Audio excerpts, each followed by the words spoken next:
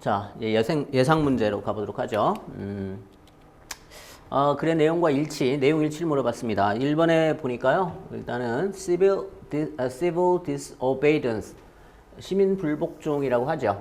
얘는 change the whole legal and political system에서 civil disobedience가 뭐를 말하는지, 그러니까 전체적인 법적 그 다음에 정치적 시스템을 바꾸려고 하는 거다라고 했고요. 그래서 civil disobedience 이걸 찾아주면 되겠고요. 그 다음에 B번에 the end of conscious objection, 그러니까 양심적 거부라고 하죠. 양심적 거부의 목표죠. 목표는 넘어선다. The end of the government, 정부의 그 목표를 넘어선다 이랬습니다. 예, B번에서는 결국 conscious objection, conscientious objection에서 양심적 거부에 관한 이야기. C번에 가니까 the end of revolution, 혁명의 목적이죠. 얘는 those of civil disobedience, but not the means에서 not의 법비 구조죠. 얘는 그러니까 여기서는 또 revolution이죠. 혁명은 시민 불복종의 목표는 넘어서지만 목표는 넘어서지만 수단은 넘어서지 않는다. 목적은 넘어서는데 수단은 넘어서지 않는다. 수단은 결국은 뭐가 더 강하다는 얘기예요. 예, 여기는 이제 civil disobedience, 이게 더 강하다는 얘기네요. 자, 그 다음에 D번으로 가니까요. 참, 여기서는 이제 두 개를 비교했죠. revolution과 civil disobedience를 구별했습니다. D번으로 가니까요. The ends and means of revolution, 자, 혁명의 목적과 수단입니다. Go beyond those of civil disobedience and conscientious objection. 둘 다 넘어선다 이랬어요. 혁명이 가장 이제 과격하다라는 표현이 되겠네요. 그러니까 C번하고 D번은 좀 약간 상반되는 지금 모순되잖아요. 그러니까 둘 중에 하나는 틀렸다는 얘기가 되겠고요. 2번으로 가니까요. Revolution coerces, 강요한다는 거죠. Unpersuaded opponent, 설득되지 않은 상대방을 뭐 하도록? 자, 강요해서 지금 뭐 한다는 얘기예요. To press for limited specific changes, 제한된 특정한 변화를 압박한다는 거죠. Within the legal system, 법적 테두리 안에서라는 뜻이에요. 그래서 역시 revolution에 관한 이야기가 되네요. 자, D번도 revolution이고요. 다 이제 revolution에 관한 이야기가 좀 많아요. 내용을 같이 따라가 보도록 할까요? 지금 토픽이 뭐냐? 토픽은 지금 보면은 뭐 revolution인지 civil disobedience인지 혹은 이제 conscientious objection인지 이걸 한번 판단해 봐야 될 것 같아요. 자, whereas로 합니다. 그러면 자기 주장을 한정해요. 자, 주장을 한정합니다. whereas라는 표현, 혹은 뭐 while이라는 표현, although라는 표현이 문도로 나왔을 때 주장을 한정하고자 할 때, 그리고 본격적으로 자기 주장을 하기 전에, 하기에 앞서서 자기 주장의 범위를 한정하거나 아니면 상대방의 주장을 수용하거나 반론을 수용하거나, 둘 중에 하나일 겁니다. 어찌 되었든지 간에 어느 경우든지 간에 요 이하가, 여기까지가 이제 자기 주장 한정하는 부분이 되든 반론 수용하는 부분이 되든 요 이하가 하고 싶은 말이 될 것 같아요. 자, 양심적 거부의 목적은 어디까지 가지 않아요? 가지 않는다.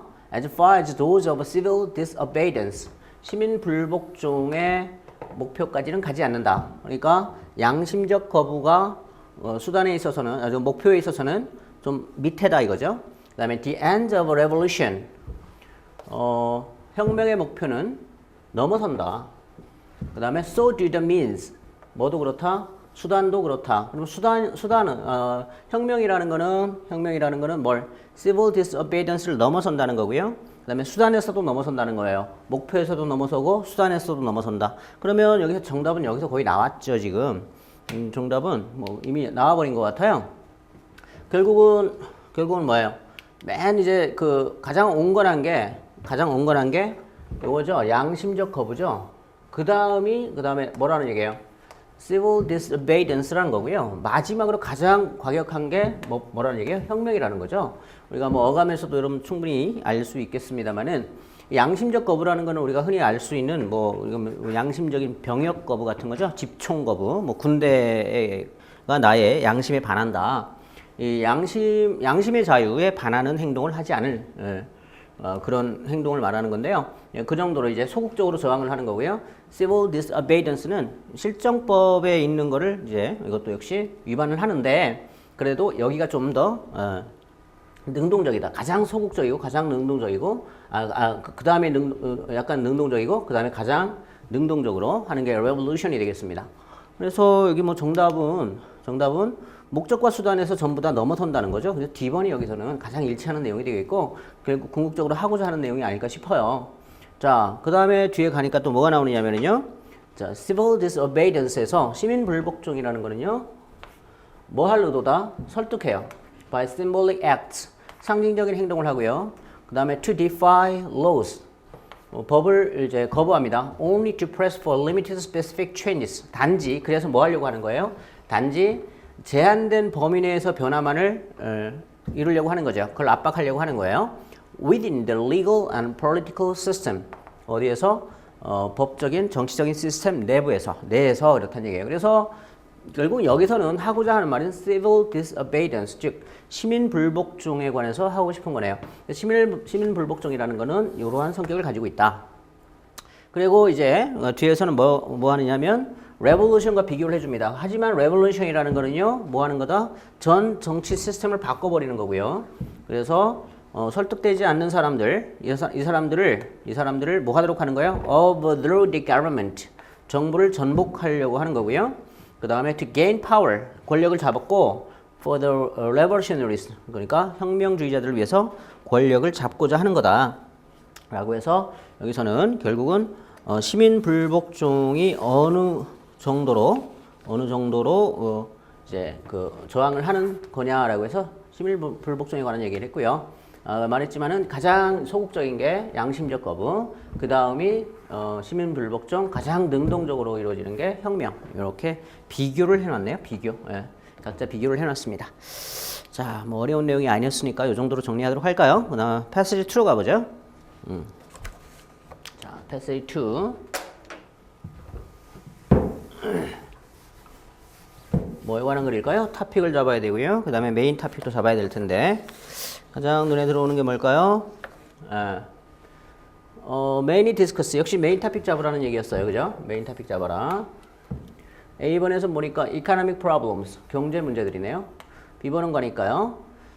trade deficit의 원인과 결과네요. 무역 적자의 원인과 결과. C번 가니까 자원의 부족. 자원의 부족 얘기네요. 특히 어디에서요? 저개발 국가에서 자원의 부족을 다룬 건가? D번으로 가니까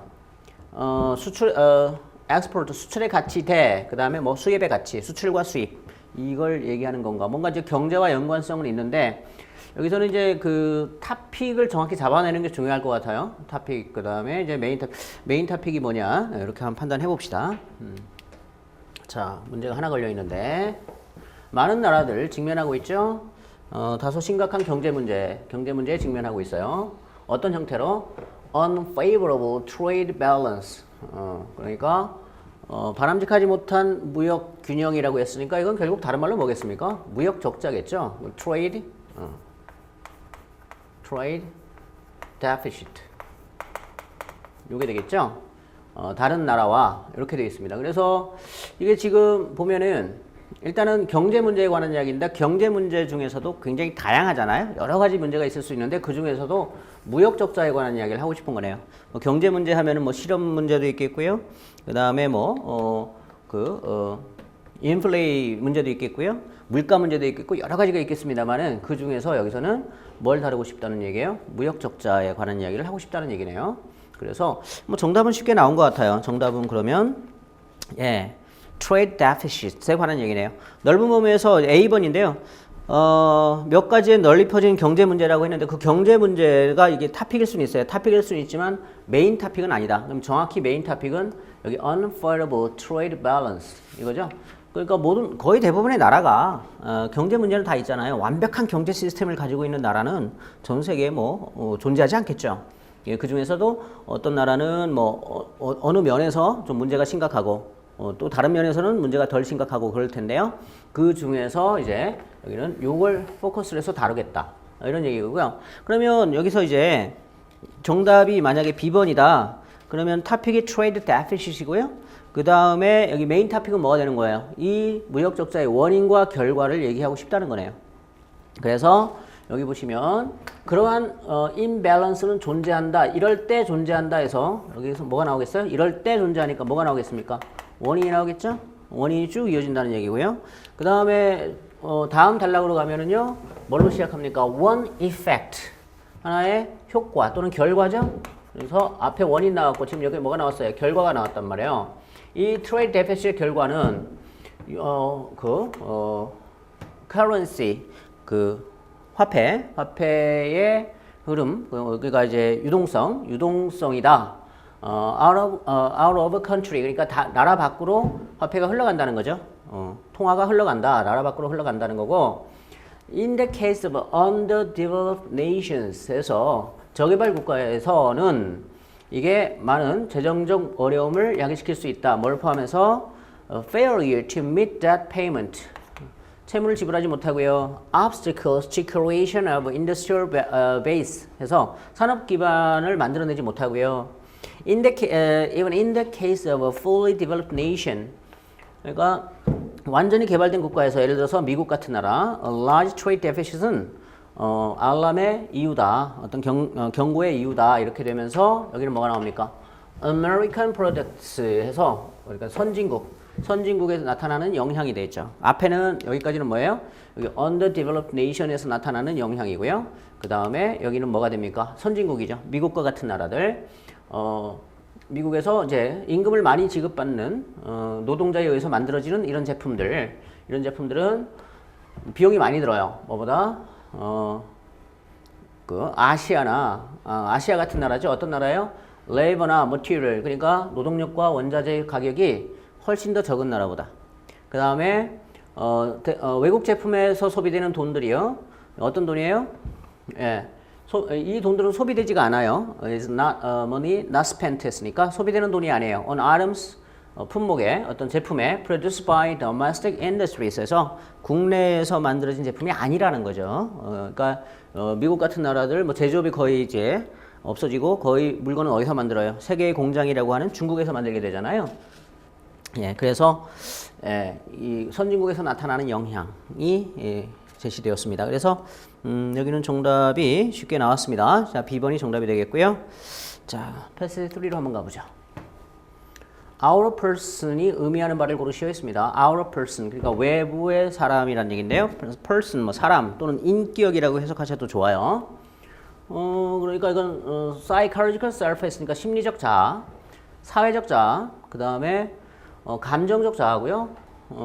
내향적 자아가 되네요. 아우러와 잘 어울릴 수 있는 건 아무래도 내 내면보다 외면, 그죠? 나의 내부와 외부가 있을 때 사회가 아무래도 다 내면이잖아요. 이거는 그죠? 내면이죠, 다 전부 다. 근데 이것만 외부죠.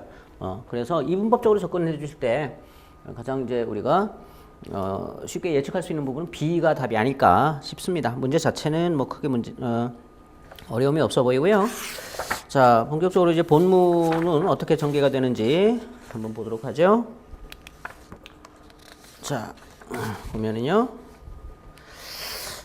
No longer much distinction, 구별이 없다고 했고요. Etiquette과 morals. 자, 여기서는 however가 나오면서요. 앞에 거는 이제 일단 주장을 위한 전제가 되죠. 그러니까 etiquette and morals. 뭐 예절이죠. 모럴 도덕인가요? 뭐 도덕, 예절 이거에는 차이가 없어요. 하지만 manner라는 게 있습니다.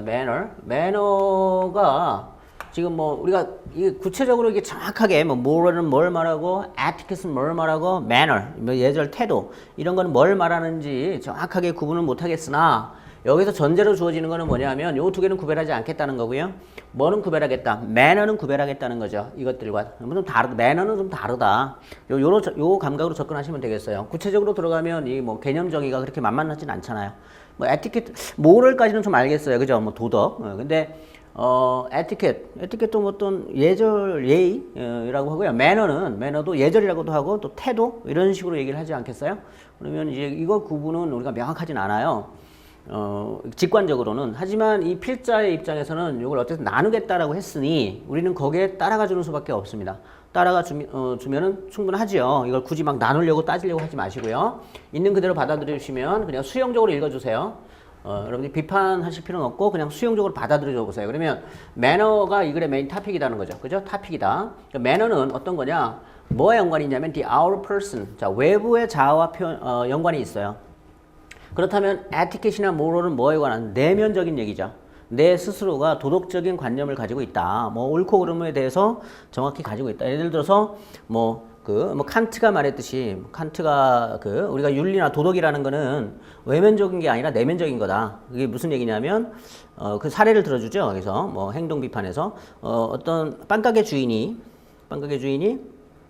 거스름돈을 주면서 잘못 줬어요. 좀 적게 줬단 말이죠. 그래서 소비자가 그냥 적은 거스름돈을 적게 받고 갔어요. 근데 내가 알게 됐단 말이에요.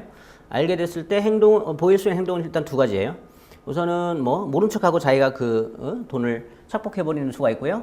혹은 다른 방법은 뭐예요? 불러서 내가 돈을 잘못 줬습니다 하고 이제 다시 돌려주는 방법. 두 가지 행동이 차이가 있겠죠. 자, 이 중에서 또 뭐냐면 돌려주는 데 있어서도 이 사람의 내면적인 태도가 다시 두 가지로 나뉩니다. 어떤 경우죠?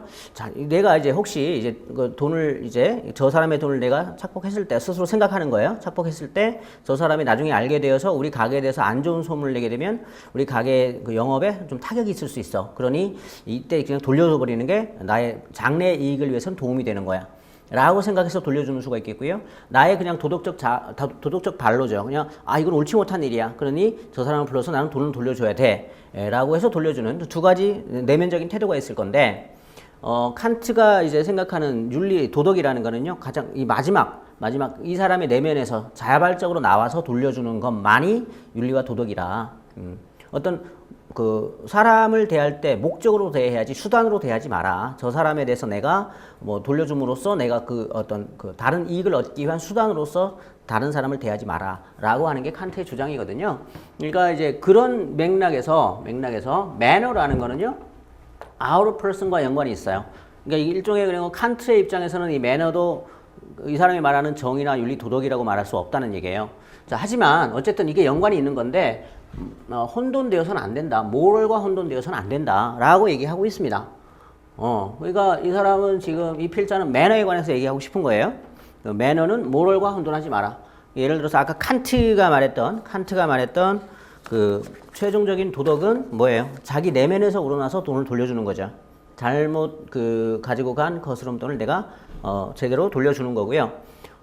이 매너라는 거는 outer person과 연관이 있다 그랬으니까요. 혹시 이 사람이 나의 평판을 나쁘게 내면 나중에 내가 좀 손해를 볼 수도 있어 라는 생각을 하고 돌려주는 게 매너가 되겠죠. 그러니까 이 필자는 그 매너에 관해서 얘기하고 싶은 건데요. 그러면 일단은 이 사람은 매너를 구별해라 그랬어요. 그러면 주장이죠. 일종의 혼돈하지 마라 이랬잖아. must. 그래서 뭐예요? 당위적 표현이잖아요. 당위라는 거는 뭐예요? 주장이라는 거고요. 이 주장을 하기 위해서는 이유와 근거가 있어야 된다고 했잖아요. 그죠? 이유와 근거가 있어야 되는데요. 이유를 댈 때는요. 여러분 두 가지가 있습니다. 이렇게 하면 좋으니까 하세요. 라는 거 하나 하고요. 이렇게 하면 당신한테 손해입니다. 그러니 이렇게 하세요. 안 하면 손해입니다. 라고 하는 거. 그러니까 이유를 제시할 때 가장 대표적인 게 우리가 이제 주로 이제 걸어 다니면 교통비를 절약할 수 있고요. 우리 건강에 도움이 되고요. 그 다음에 환경을 보호할 수 있어요. 라고 장점을 말할 수 있고요. 걸어 다니지 않고 차를 타고 다니면 환경을 해치는 거고요. 우리가 운동이 부족하게 되고요. 라고 코스트를 들이대는 방식이 있어요. 그래서 이후에는 일단은 코스트가 있고, 코스트를 제시하는 방식이 있고, 베네핏을 제시하는 방식이 있습니다. 모르겠죠? 자, 우리 보통 어떤 게 더 효과적인 거예요? 보통 코스트가 효과적이지 않나요? 여러분 공부를 열심히 하지 않으면 떨어집니다가 나한테 좀 다가오는 게 좀 강하죠. 그러니까 이거 떨어지면 안 되는데 라는 이 생각을 할 거란 말이에요.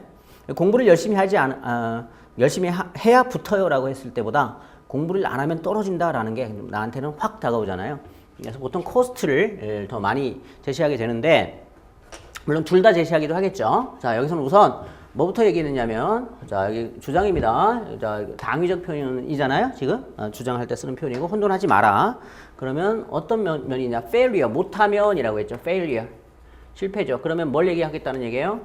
코스트를 얘기하겠다는 얘기네요. 그죠? 이거에 따른 손해, 비용, 이걸 얘기하겠다는 얘기예요. 매너와 모럴을 구별하지 못하는 것은 자 암시합니다. erroneously 어떤 그 잘못되게 이제 암시하게 되는데요. acceptable social behavior 받아들일 만한 사회적 행동이 아무렇지도 않게 노력하지도 않고 뭐로부터 온다? 사람의 그 덕성으로부터 온다 라고 잘못 암시하게 돼요. 그러니까 그 어떤 사람의 행동 그러니까 뭐냐면 이 사람이 선한 사람이면 선한 행동을 할 것이고 악한 사람이면 악한 행동을 할 것이다. 그러니까 이 사람이 악한 행동을 하면은 이 사람은 악한 사람이다 라는 거고 원래 내면적으로 선한 행동을 하면 선한 사람이다. 그러니까 예를 들어서 아까처럼 뭐 그 가는 손님을 불러서 돈을 돌려주면 이 사람은 선한 사람이구나 이렇게 판단할 거고요. 돈을 돌려주지 않았으면 악한 사람이구나 뭐 이렇게 생각할 거라는 얘기예요. 이게 잘못됐다는 거죠. 자, 그 다음에 당신에게 필요한 모든 것은 뭐냐면 good heart이에요. 그냥 착한 마음이면 돼요. 착한 마음만 있으면 그 사람이 어떤 행동을 하더라도 상관이 없다는 거예요. 된다는 얘기죠.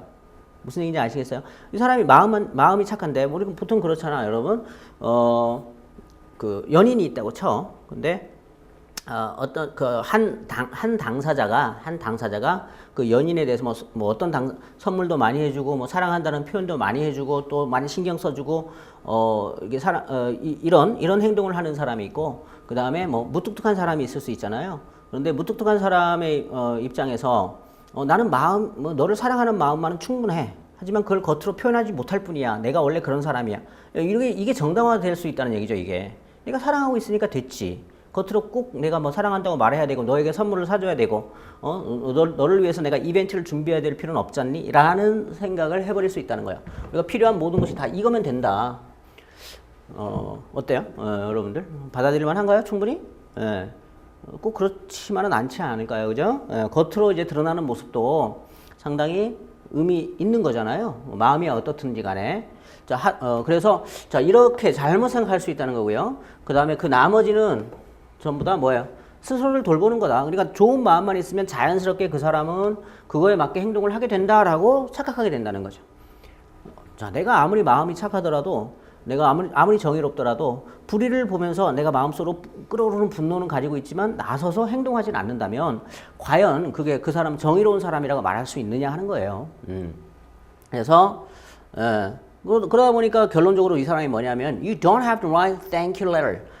감사의 편지를 쓸 필요도 없는 거예요. 왜요? 내 마음이 있으니까. 내 마음이 충분히 고마워하는데 굳이 내가 이런 행동을 해야 되느냐 라고 하는 겁니다. 그래서 구별하지 못했을 때는 이런 코스트가 발생한다 라고 얘기하고 있고요. 그 다음 단락에서는요. 그 다음 부분에서는 단락이 아니죠. 그 다음 부분에서는 이제 뭐가 나오는 겁니까? benefit이 나오겠죠. 이제 benefit이 나오는 것 같아요. to the contrary 반대로 안전해요. to help 바라는 거죠. 적절한 행동을 하는 겁니다. 하는 게 결국은 뭐 하는 거죠? virtuous feelings를 더 자극하게 돼요. 그러니까 이건 어떻게 마음이 행동을 끌어내는 게 아니라 내가 행동을 함으로써 마음이 변할 수도 있다는 얘기예요. 내가 원래 상대방에 대해서 조금 사랑의 감정이 막 있지는 않아요. 근데 이 사람에게 내가 정성을 다하다 보면 이 사람에 대한 진가를 알게 되고 관심을 기울이다 보면은 이 사람에 대한 나의 마음도 좀 더 이제 사랑의 마음으로 바뀔 수가 있다는 거고요. 그 다음에 어떤 불의의 모습을 보고 내가 어쨌든 나서서 저건 옳지 않은 거야 라고 해서 나서서 그걸 개선하고 막으려고 하는 행동을 하다 보면 점점 더 나의 정의감은 더 높아질 거라는 얘기예요. 그게 결국은 encourage 할 거라는 얘기입니다. versus feeling을. 자, 그건 뭐냐면 if you write enough thank you letter 만약에 당신이 충분하게 감사의 편지를 쓴다면 그러니까 별로 이제 의무적으로라도 뭐 그렇게 고마운 것 같지는 않아요. 하지만 나에게 어떤 이 사람으로부터 내가 도움을 받았으니 뭐 그냥 형식적으로라도 감사의 편지를 쓴다는 얘기예요. 그렇다면 you may actually feel a flicker of gratitude에서 약간의 어떤 감사의 마음이라도 생겨날 수 있다는 거야. 형식적으로 의무적으로 관습적으로 이렇게 내가 쓰다 보면은 어쨌든 내 마음 속에서 약간의 gratitude한 마음이 생기지 않느냐 이런 얘기를 하는 겁니다. At the very least 최소한이요. Good manners. 자, good manner라는 거는요. Can put a decent cover. 그러니까 적절한 커버가 돼주는 거죠. Our ugly feelings. 결국은 내가 속으로는 도움을 받았어요. 근데 내가 졌다고 한테 도움을 받다니라든가 뭐 이게 속으로는 그렇게 생각할 수가 있단 말이지. 아니면 혹은 어차피 뭐 내가 저번에 쟤한테 이런 도움을 줬으니까 난 당연히 쟤한테 그 보답을 받을 만한 가치가 있어 라는 생각을 하더라도 감사 편지를 쓰게 되고 너 고마워라는 말 한마디, 외부적으로 내가 그 보여주는 태도, 이거에 따라서 내가 이제 속에 있는 안 좋은 이 감정은 감출 수가 있고 적어도 이렇고 혹은 좀 더 발전을 하면은 나에게 조금의 감사의 마음이 또 생길 수도 있다라고 해서 이거는 베네핏이죠. 예. 그래서 결국 이 필자는요. 뭐 칸트는 이거는 모럴이 아니라고 했어요. 윤리 도덕이 아니라고 했어요. 하지만 이 필자는 뭐예요? 이것도 그만한 가치가 있다. 우리가 뭐 그냥 윤리 도덕이 생기는 게 아니라 외부적으로 사회적으로 이런 행동을 하다 보면 사회적으로 내 내면에서는 어떤 생각이 있을지언정 사회적 예의에 구속되는 그런 행동을 하다 보면 자연스럽게 내 마음도 내 내면도 그런 마음을 가질 수 있는 가능성이 생긴다라고 얘기하고 있습니다. 그러니까 이 필자는 결국은 매너의 중요성. 뭐 칸트는 이 매너는 예의가 아니라 도덕이 아니라고 했지만 그 매너를 통해서 도덕으로 다가갈 수 있다라고 이 필자는 주장을 하고 있는 거죠 지금.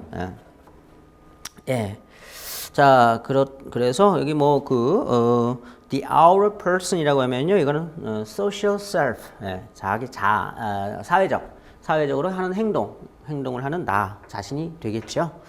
자 그래서 패시지 3 해결이 됐고요. 맞죠? 3. 자, 패시지 4로 한번 가보죠.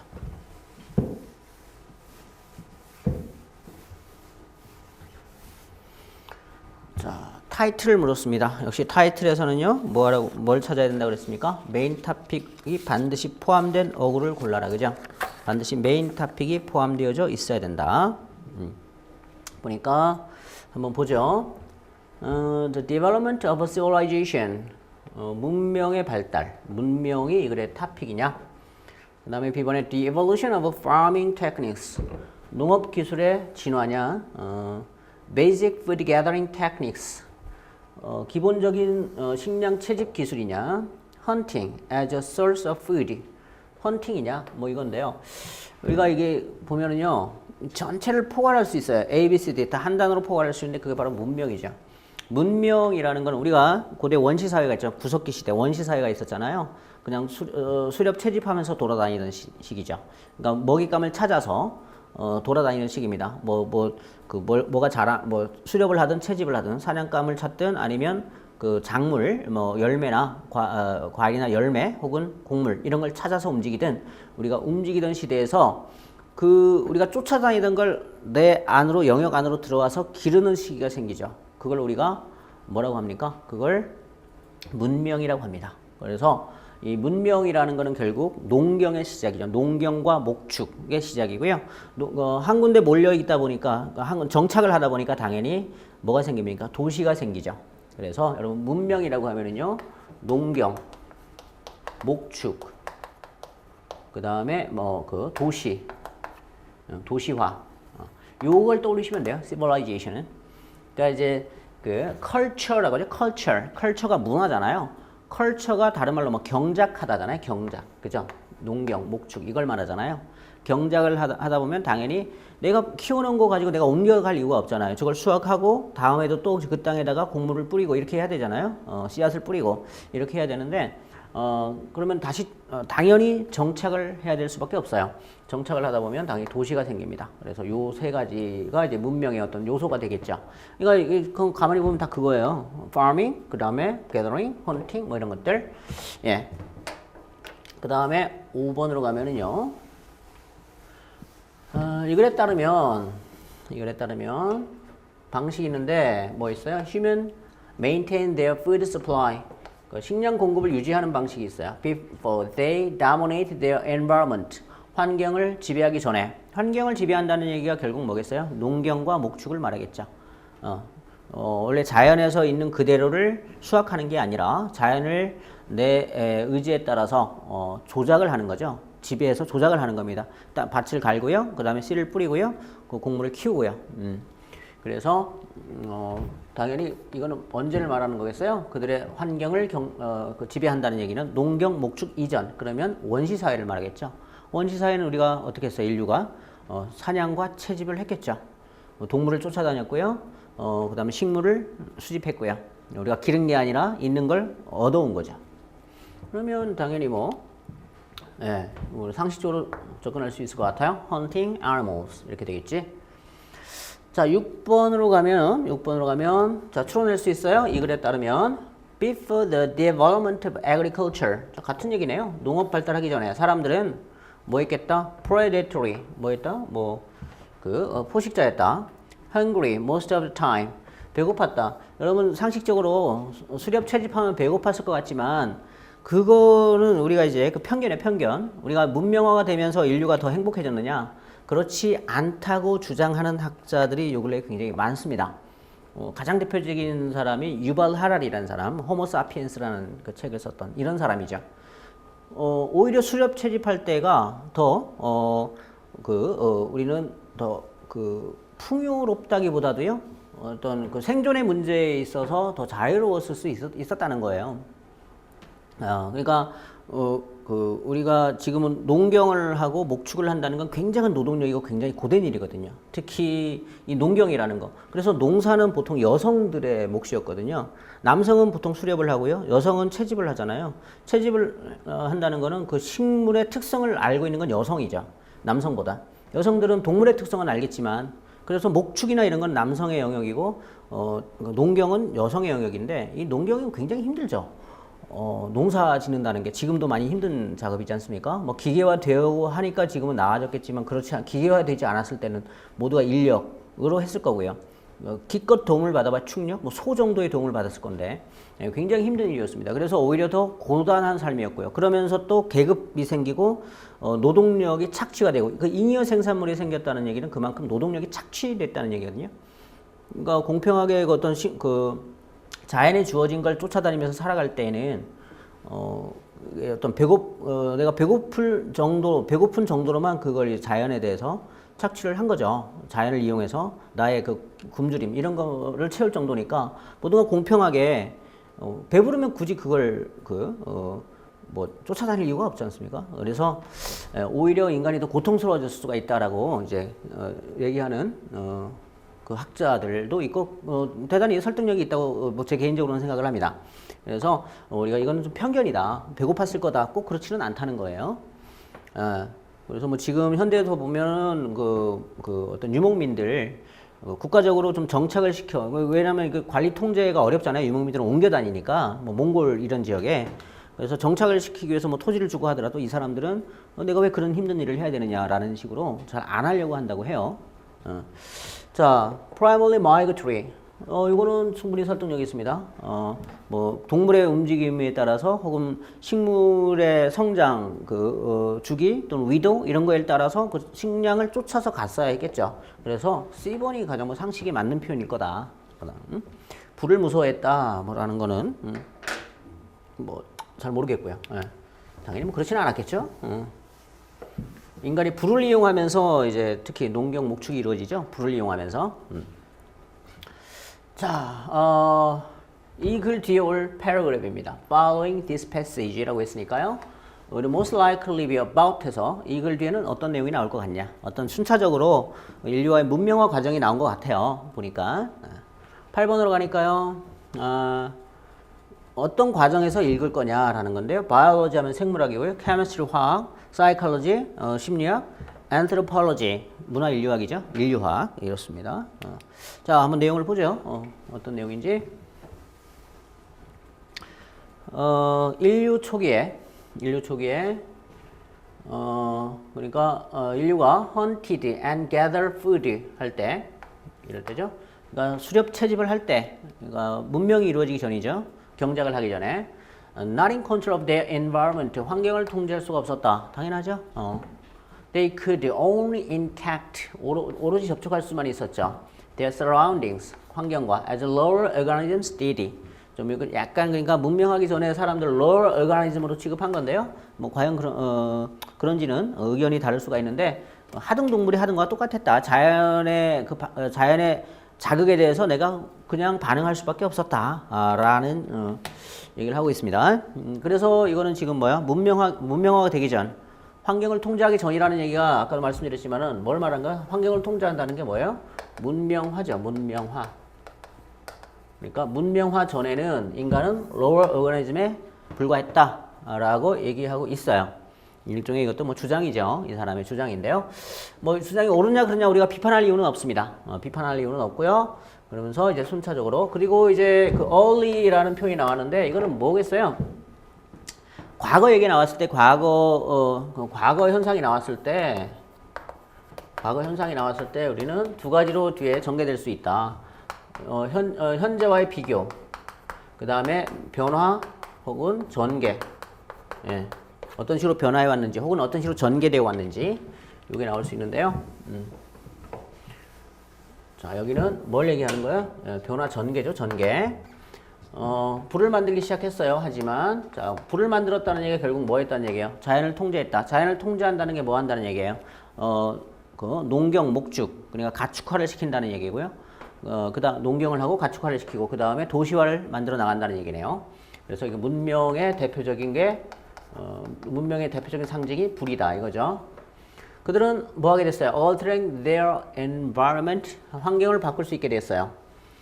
자, 그게 무슨 말이냐? To provide themselves. 자, provide가 나오면 with가 나오는데요. fuel, 연료를 제공할 수 있었고요.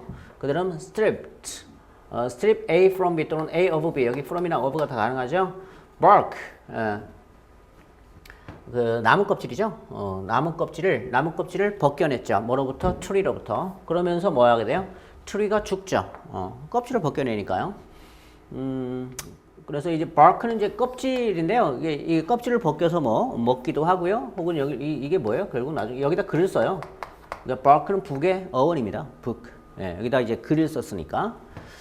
그 다음에 clearing 하면은 개간지란 뜻이에요. 개간지. 이거 자주 등장합니다, 여러분. 개간지란 뜻이니까 반드시 알아두셔야 돼요. 개간지를 태웠죠. 개간지가 뭔지 알죠? 숲 같은 거 있는데 거기 불을 태워가지고 농지로 만들어 나가는 걸 개간한다고 그러고 개간지라고 하죠. 숲에서 불을 태웠고요. 그래서 뭐 합니까? 풀의 성장을 증가시키고요. 그 다음에 커다란 grazing area를 공급하게 돼요. grazing area를 하니까 그 동물들이 풀을 뜯는 지역이죠. 양이나 뭐 염소, 소 등이 풀을 뜯는 지역을 더 넓히게 되죠. 그러니까 큰 나무를 이렇게 태워버리면 밑에 풀들이 자라겠죠. 그 풀들을 양이나 뭐 염소나 소 이런 그 가축들이 뜯어 먹겠죠. For the wild animals. 여기까지는 아직은 뭐 하지는 않은 거예요.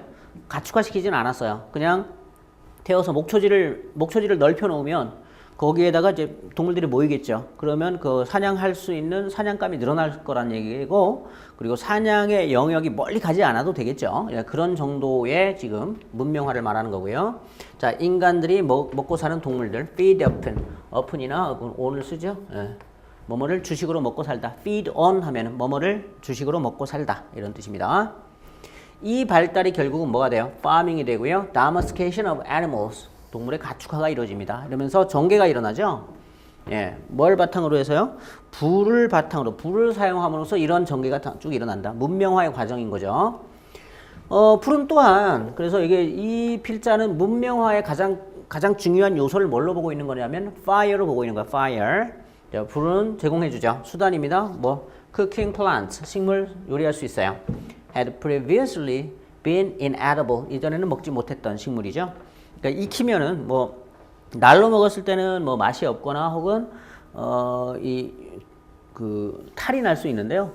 익히면 이제 먹을 수 있는 음식으로 변할 수 있으니까 불에 의해서 우리가 식량의 범위가 넓어졌겠죠. 먹고 살 수 있는 식량의 범위가 넓어졌겠고요. 예. 자, Only when the process of meeting the basic need. basic need라는 게 뭐겠어요? 우리가 먹고 사는 거죠. 우리가 먹어야지 되는 거니까 가장 기초적인 욕구. 이런 과정이 채워진 거죠. For food. 그래서 이 과정이 어떤 certain level of sophistication, 어느 정도 정교한 단계에 이르렀을 때, 이럴 때만이 자, only when 했으니까 이거 only when은 여러분 뭐와 같은 편으로 until과 같은 편으로 혹은 뭐 only after. 그러니까 뭐뭐 하고 나서야 비로소. 여기서부터 여기까지죠. 뭐뭐 하고 나서야 비로소. 자, 이러한 부정의 부사어가 앞으로 나갔을 때 무슨 일이 일어나요? 이처럼 도치가 일어납니다. 도치가 일어난 거예요. 네. it은 가주어고요. 자, for year가 진주어네요. to follow가 진주어가 되겠습니다. for는 to 부정사의 의미상의 주어가 되겠죠. 그래서 도치가 일어났고요. 앞에. 그러니까 식량을 위한 기본적 욕구가 충족되는 과정이 일정한 수준에 일정하게 정교한 수준에 도달했을 때야, 도달하고 나서야 인간이 다른 추구를 쫓아가는 게 가능하게 되었어요. 예를 들어서 어떤 거죠? Founding of cities. 그러니까 농경 목축이 어느 정도 되고 식량이 잉여 생산물이 어느 정도 나오고 나서야 이제는 사람들이 뭐 하게 된다? 도시를 건설하게 된다. 따라서 이 글 뒤에는 당연히 뭐에 관한 얘기가 나오겠어요? 문명화의 과정에서 이제 최종적으로 뭐가? 도시화죠. 도시화. 그러면 자, 문제를 하나씩 봐보면요. 4번에 타이틀은 뭘로 잡아주면 되겠습니까? 그러면 문명화죠. 결국은 전체적으로. B, C, D는 여기 세부적인 내용 중에 하나인 거고요. 전반적으로는 다 하나로 통합해내면 이게 뭐다? 문명화의 과정이다. 라는 거고. 그 다음에 5번은 아까 우리가 상식적으로 접근할 수 있었죠? hunting animals 했겠고요. 그 다음에 6번에 농경이나 경작 이전에는 수렵 채집을 했으니까 당연히 이동 생활을 했겠죠. 이동 생활. 그래서 이주 생활을 했겠고요. 그 다음에 이글 다음에 이어질 내용은 여기 보다시피 뭐에 관한 이야기? 도시화에 관한 이야기예요. 그래서 urbanization 되겠죠. 이글은 인류 문명의 초반, 문명화 과정 이런 걸 이제 다루는 그 영역은 보통 우리가 뭐라고 합니까? 문화 인류학이다라고 얘기를 하죠. 문화 인류학에 관한 이야기였다. 자, 그 다음에 패스지 5로 그럼 넘어가겠습니다.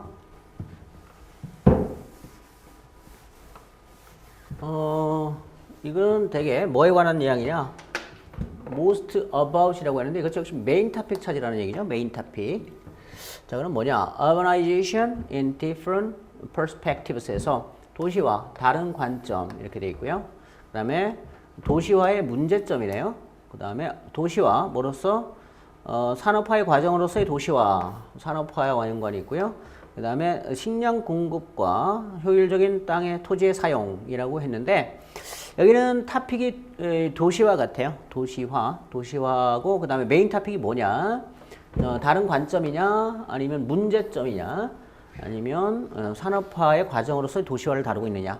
D번은 그래서 이제 여기서는 토픽 어가 포함되어 있지 않기 때문에 답이 되기는 곤란할 것 같아요. 그 다음에 10번에 도시화에 찬성하는 사람들 어떻다라는 얘기네요. 도시화에 찬성하는 사람들이 있고요.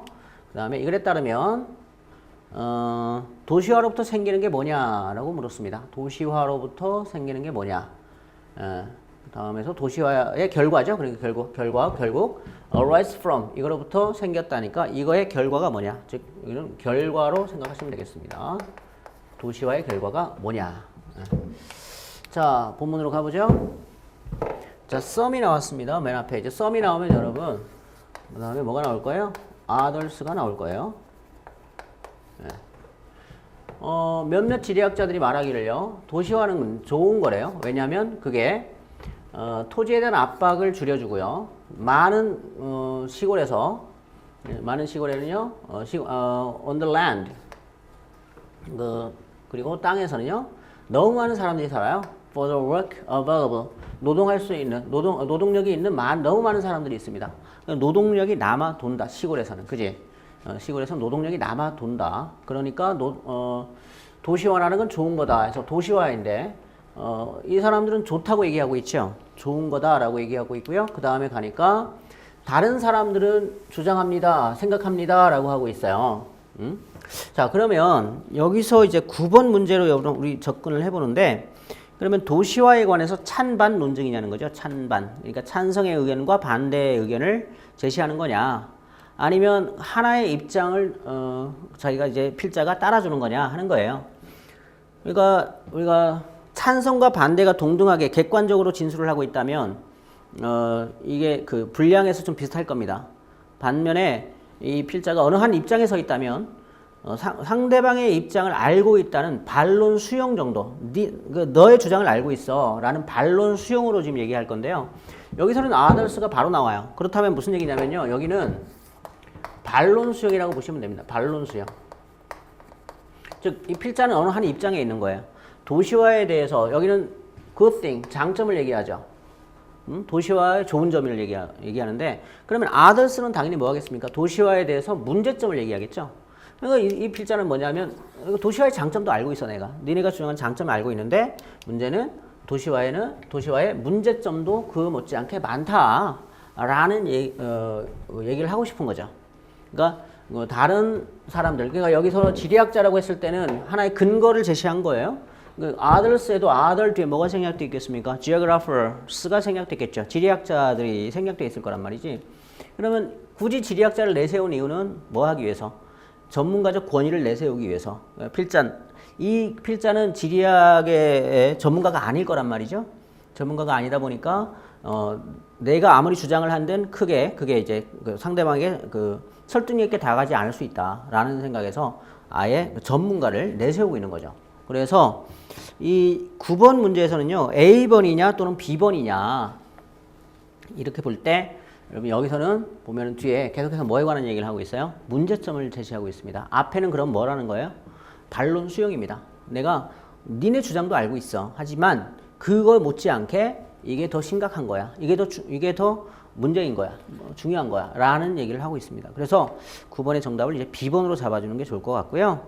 10번에서는 찬성하는 사람들을 아까 거기 근거가 나와 있죠. 뭐라고 했어요? 유휴 노동력이라고 하죠. 유휴 노동력. 그러니까 놀고 있는 노동력이 너무 많다. 투명한 페이퍼 너무 많다. 그래서 도시화를 통해서 이 노동력을 뭐 해야 된다? 흡수해야 된다. 라는 얘기를 하는 거거든요. 그래서 그걸 가장 잘 표현해 놓은 거는 역시 C번이 되겠습니다. 그리고 11번 같은 경우에는 도시화의 그럼 결과가 뭐냐라고 했을 때 다른 말로 하면 뭐겠어요? 여기 계속 도시화 때문에 생기는 문제점이 나올 거란 얘기 아니겠어요? 그러면 이 문제점이 뭐냐라는 겁니다. 가장 큰 문제점이 뭐겠냐? 자, 한번 보도록 하죠. 쭉 갈게요. 이 사람들 생각에는요, 도시화라는 거는 나쁜 거야. 왜 그러냐면요, 도시가 의존하고 있죠. 어디에? 식량에.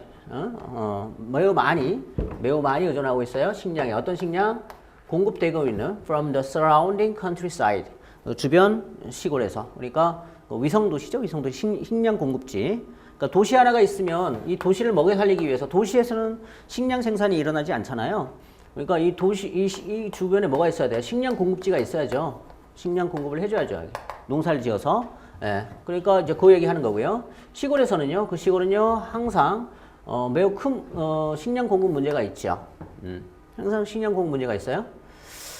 그런 시골에서는요, 이러한 massive increase in size of towns.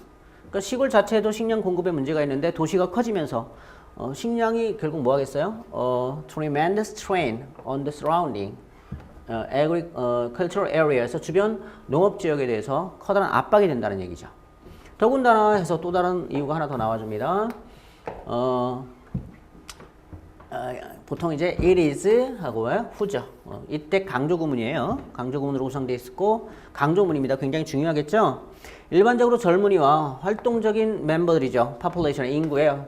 얘네들이 tend to migrate 떠나는 경향이 있죠. 시골에서. 그러니까 유휴 노동력이 많다고 한들 결국 시골에서 이 노동 가능한 젊은이들이 도시로 떠나버린다면 결국 시골에는 어떤 사람만 남아요? The old people, 나이 많은 사람이요. The children, 아이들이요.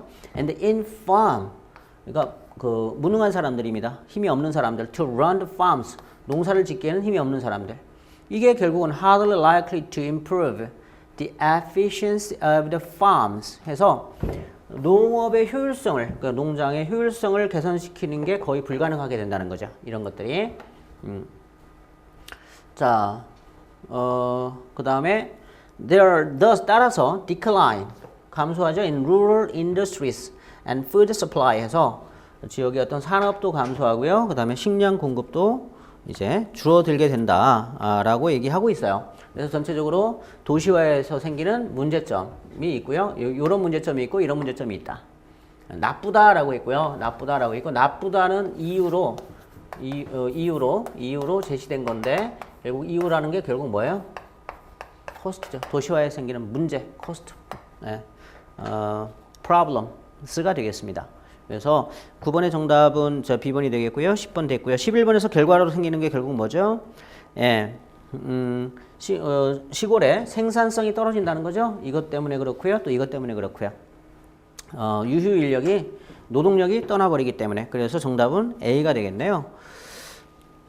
큰 도시를 둘러싸고 있는 식량 공급 지죠. 그러니까 위성 도시, 식량 공급을 해주는 그런 시골 지역 지역의 농업이 생산성이 떨어지게 된다.